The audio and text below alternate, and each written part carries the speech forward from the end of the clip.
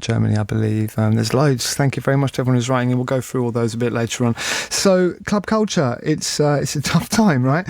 So let's see how we can get ourselves through this and out the other side. I've been inviting a few people just to talk about the situation and what they're doing to get through this period of not going to clubs, and producers within the music and how they're sort of dealing with the whole situation. I spoke to Laura Bettinson from Ultraísta and asked her a little bit about her club culture roots. We're going to hear from her in a moment. And also, I played you a track last week from a compilation album called The Many, which Nick Williams of Meda Fury Records and Phonica Records has put together. It's all for the good causes, and it's all sort of electronic music from producers that you'd otherwise hear at the weekend in a club or a rave or a party somewhere around the world. But they've been busy making music, which is on this compilation album, which is out, which is fantastic, The Many. So let's just play you a little bit of music from Ultraísta. Let's hear from Laura. Let's hear from Nick Williams, and I'll be back out on the other side.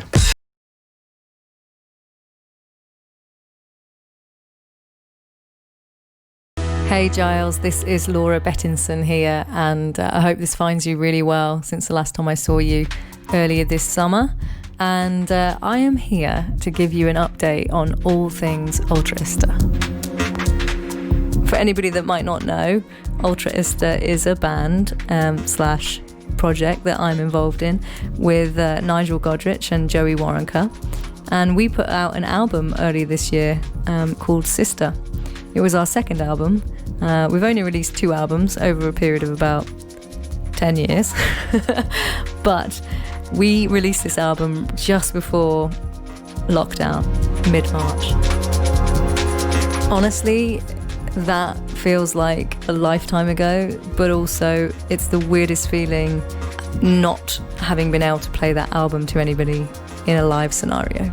I really feel like you know, as a band, you make all this music in the studio, but it isn't until you see people reacting to it, connecting to it in a live context, that you feel like, in some ways, it's real.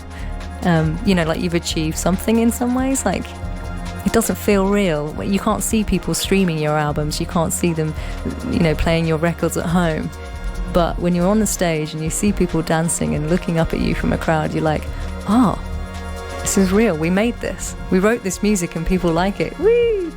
It's really an essential part of releasing music for me, is that moment. And so I feel like it's been stolen a little bit from us.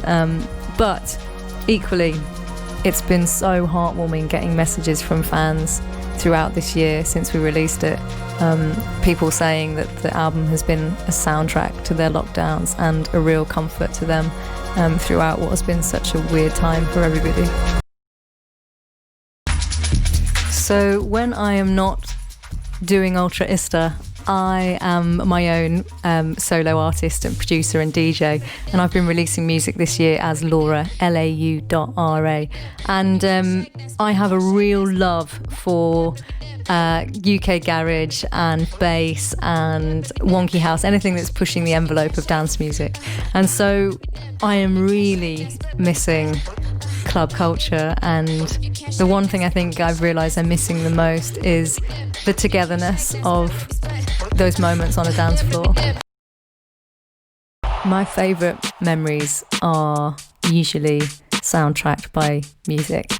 They're made on nights out and festivals, and usually with a lot of friends or family around you. And it's the weirdest feeling to be experiencing such an extended period of time where I feel I've been starved of the opportunity to make new memories. I can't wait to get back out there and lose myself on a dance floor with friends.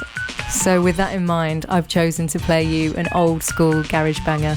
This is Can You Feel It by Mr. Reds, and I can't wait to hear this in a club again one day. While we're on a garage / dance electronic tip, I should mention that Ultraísta have an EP coming out soon. It's an EP of remixes of the song Ordinary Boy, and it's got people like the Cinematic Orchestra, Faulty DL, Life for James, and one of the standout remixes on the EP is by Floating Points. And I remember hearing this remix for the first time and it bubbles away for like the first 2 minutes of the tune, and I was like, okay, cool, cool. But then out of nowhere comes this insanely bouncy, kind of garagey, skippy, shuffly beat slash drop, I suppose. And from that moment, I was just fully all in. It's so good.